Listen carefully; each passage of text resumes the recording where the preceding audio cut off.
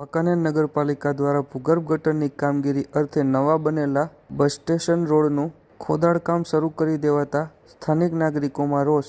બાબતે પ્રાપ્ત માહિતી મુજબ વાંકાનેર નગરપાલિકા દ્વારા તાજેતરમાં બસ સ્ટેશન ખાતે નવા રોડનું નિર્માણ કરવામાં આવ્યું હોય ત્યારે નવો રોડ બન્યા બાદ જ નગરપાલિકા દ્વારા અહીં ભૂગર્ભ ગટરના કામ માટે રોડનું ખોદાણ શરૂ કરી દેવાતા સ્થાનિક નાગરિકો અને વાંકાનેર પંથકના રહીશોમાં ભારે રોષ જોવા મળી રહ્યો છે, જેમાં નાગરિકોના કરોડોના ખર્ચે રોડના નવીનીકરણ બાદ જ ખોદાણ શરૂ કરી દેવાતા સ્થાનિક વેપારીઓ પણ રોષે ભરાયા છે.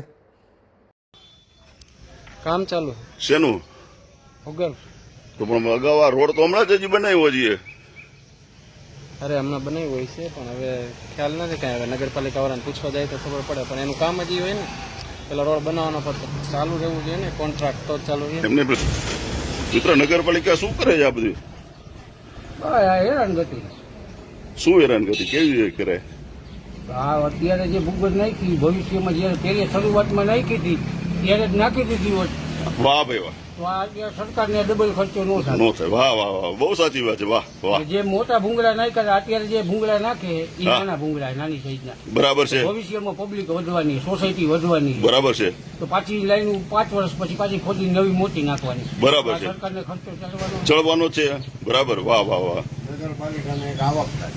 હે એક આવક થાય, એ બાને ગ્રાન્ટ આવે એ વાપરે આમાં ખોટા ખર્ચા.